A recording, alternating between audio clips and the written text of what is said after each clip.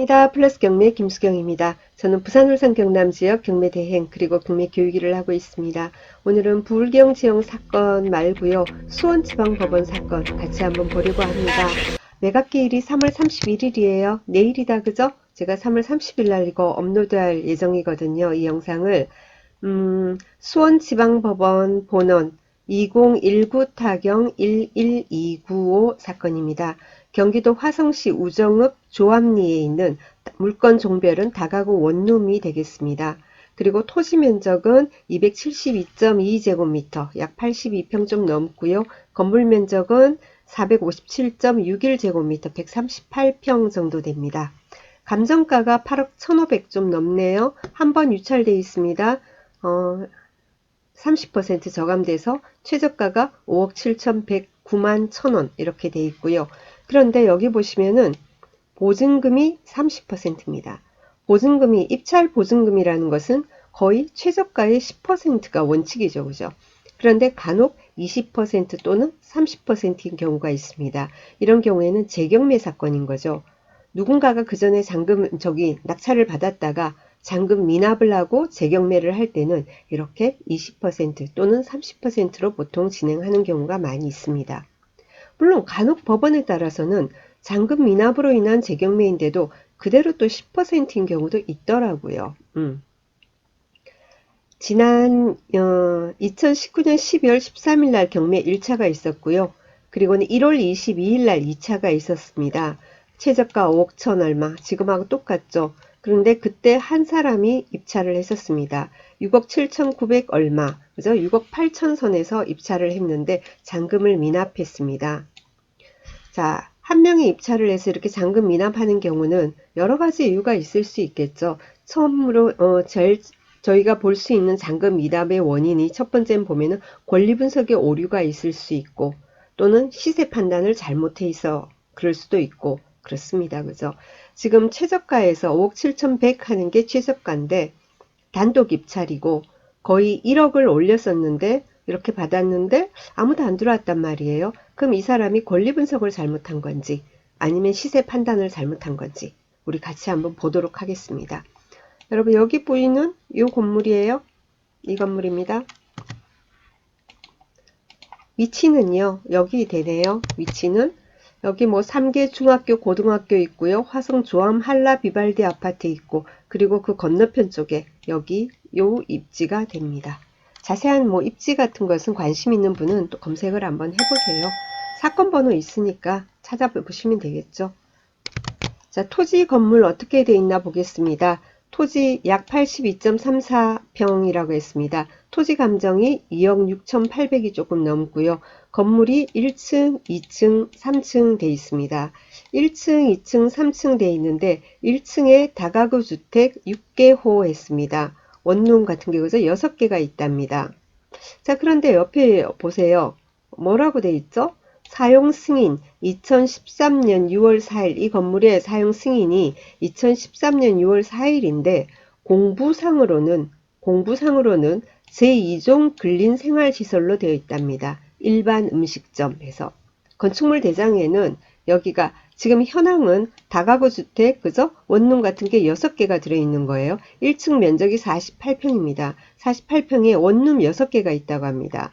현황은 그런데 원래 공부상으로는 뭐라고요? 여기 1층이 이런 다가구 원룸 같은 주택이 아니라 상가라는 거죠. 그럼 이 건물은 원래는 상가주택이라는 뜻입니다. 그래서 근린주택, 상가주택 이렇게 표현을 하죠. 그런데 그 상가 부분을 원룸으로 바꿔버렸다라는 거죠. 그죠? 그럼 이건 불법이잖아요. 그죠? Nope. 자, 2층에도 보니까 다가구 주택 3개호. 그죠? 여기는 3개가 있답니다. 면적이 39.8평, 약 40평 되는데 3개호, 3개 호실이 있다. 라고 하면은 여기는 원룸이 아니고 뭐 투룸, 쓰리룸 뭐 이런 게 들어있나 봐요.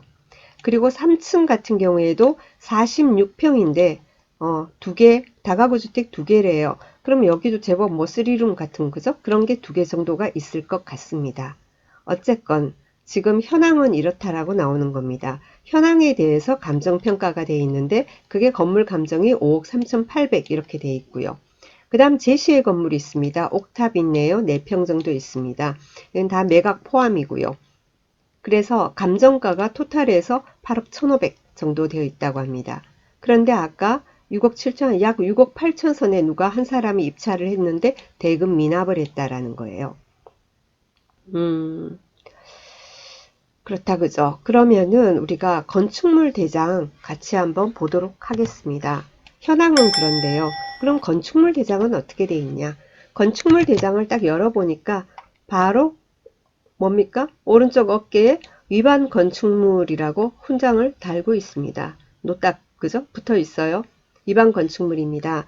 그리고 여기 보면은 원래는 가구 수가 세 가구래요. 세 가구래요.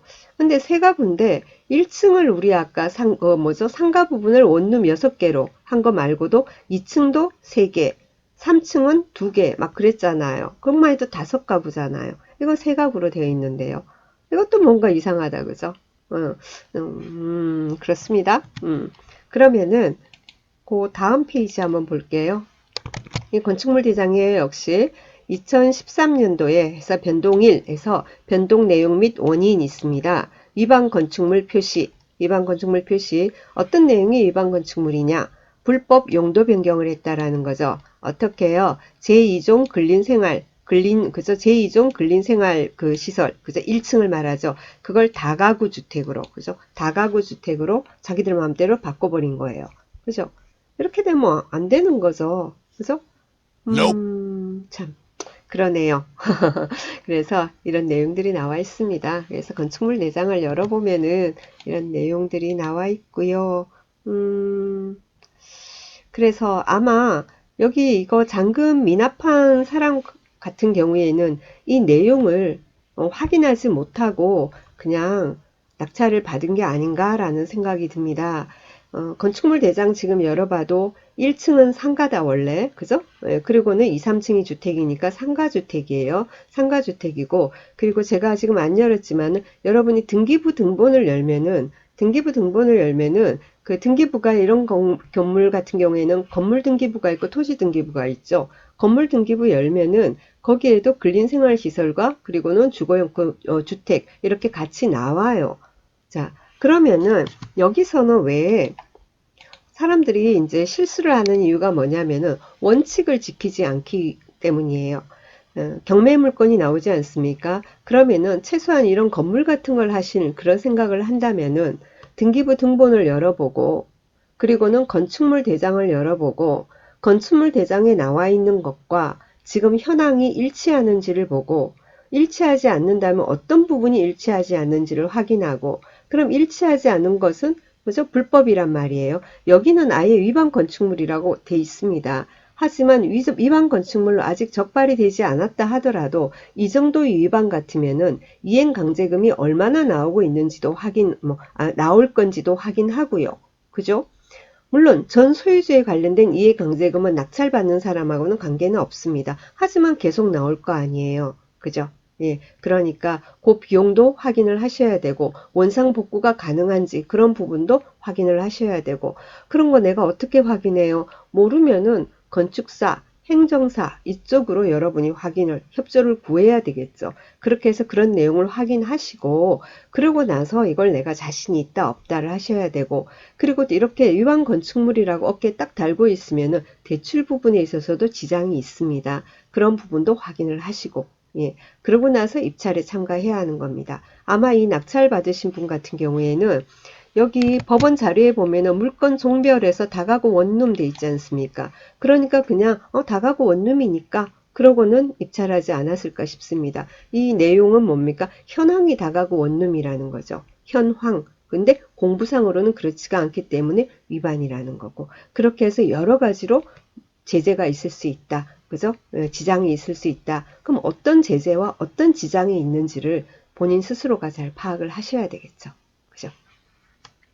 제가 다가구 원룸 건물을 간혹 올리니까 막 사건 번호 보내면서 이거는 어때요? 이거는 어때요? 막 이러는데 제가 그걸 어떻게 일일이 제가 지금 말씀드린 그런 어떤 방법대로 본인께서 분석을 잘 한번 해보시기 바랍니다. 자, 그리고요. 그럼 이왕 보는 김에 우리 등기부도 한번 봅시다. 등기부도 보고 임차인 관계도 한번 볼게요. 이왕 사건을 열었으니까. 자, 2013년 6월 20일 날 소유권 보존입니다. 그래서 사용 승인하고 이제 준공 소유권 보존이 된 겁니다. 자, 그리고 2013년 7월 8일 날 근저당이 있습니다. 경기 남부 수협에서 2억 8,800 여기가 말소 기준 등기가 됩니다. 그 다음에 뭐 전세권 가압류들 쭉 들어오고 했는데 경매가 2019년 5월 15일 날 여기 위에 있는 근저당권자가 임의 경매를 신청했습니다. 소유권에 관한 부분 말고 제일 먼저 나온 게 근저당이니까 그 밑으로는 다 말소됩니다. 등기부상으로는 우리한테 넘어올 건 일단 없습니다. 일단은 말소 기준 등기가 2013년 7월 8일입니다. 그러면 임차인 관계 보겠습니다. 2013년 7월 8일보다 먼저 전입되어 있는 임차인이 있는지 봅시다. 2013년 7월 8일보다 여기는 2017년 여기는 아예 전입을 안 했죠. 그러니까 해당 사항 없는 거고 2013년 7월 23일 이것도 늦죠. 2016년, 2017년, 2013년 10월이고 쭉 보니까 임차인들은 쭉 있는데 말소 기준 등기보다 먼저 앞서서 전입이 되어 있는 임차인은 아무도 없습니다. 예, 그렇기 때문에 전혀 관계가 없어요. 우리하고는 관계가 없습니다. 자, 여기 보니까 주거용 1층 104호 해가지고 여기 3천만 원 해가지고는 어떤 상가 임차인 같은 게 있습니다. 이 사람은 전세권 등기자거든요. 그러니까 배당 순위에 있어서 배당을 받으면 되고 아니면 그뿐인 거고 그렇습니다. 왜냐하면 상가 같으면은 여기 전입일 내지는 뭡니까? 상가 뭐죠? 그 사업자 등록이 있든지 그리고는 이게 회사에서 예를 들면은 직원을 넣고 뭐 어떻게 한다 하더라도 전입 날짜가 있든지 근데 아무것도 없단 말이에요. 그러니까 배당 순서에서 받으면 다행이고 아니면은 그뿐이고 그리고 요 나머지 전입한 날짜들은 다 우리보다 아니 말소 기준 등기보다 후순위니까 우리가 뭐 인수하고 하는 것은 없다라는 거고 그렇습니다. 확정 일자에 의해서 배당을 받을 수 있겠죠. 그리고 뭐 소액임차인 최우선 변제에 들어가면은 또 소액임차인 최우선 변제에 의해서 받을 수도 있을 것이고 그거는 제가 지금 오늘은 요 임차인들 관계 배당 관계를 보고자 한 게 아니라 배당을 떠나서 그래서 건축물 대장 보고 일반 건축물인 경우에는 많다. 그 지장이 대출 부분에서 지장이 많고 앞으로 이행강제금 부분에 있어서의 문제도 있다. 이행강제금 5번만 내면 없어지는 거 아니에요. 근데 건축법이 2019년 4월부터 굉장히 강화됐습니다. 그래서 그렇지가 않거든요. 그래서 그걸 일일이 어떤 경우 어떻다라는 것을 제가 강의나 댓글로 하기는 어렵습니다. 그래서 이런 건물에 관심이 있으신 분은 네이버 같은 데서 이제 검색을 해보세요. 뭐 위반 건축물 이행강제금 횟수라든가 아니면 건축법 개정 개정된 뭐 건축법 뭐 이런 식으로 검색을 해보시면 관련 내용이 많이 나올 겁니다. 그래서 참고를 하시고요. 그렇게 하시기 바랍니다. 그것까지 내가 공부하면서 하기 힘들어요 하면은 여러분 계신 지역에 경매 하는 매수신청 대리인이나 저 같은 법원에 등록된 매수신청 대리인이나 아니면 법무사 사무소, 변호사 사무소 이런 쪽에 의뢰를 해서 진행을 하면 되지 않을까 싶습니다. 그래서 혼자서 모르면서 턱하니 낙찰받아 놓고 뭐 보증금 날리고 그렇게 하지 마시고요. 네. 그래서 요런 지금 재경매가 나와 있어서 그것도 내일 모레 입찰인데 이번에도 또 누가 그러려나 라는 생각이 들어서 한번 다뤄봤습니다. 자, 끝까지 들어주셔서 대단히 감사합니다. 즐거운 하루 보내시고요. 다음 시간 뵙겠습니다. 감사합니다.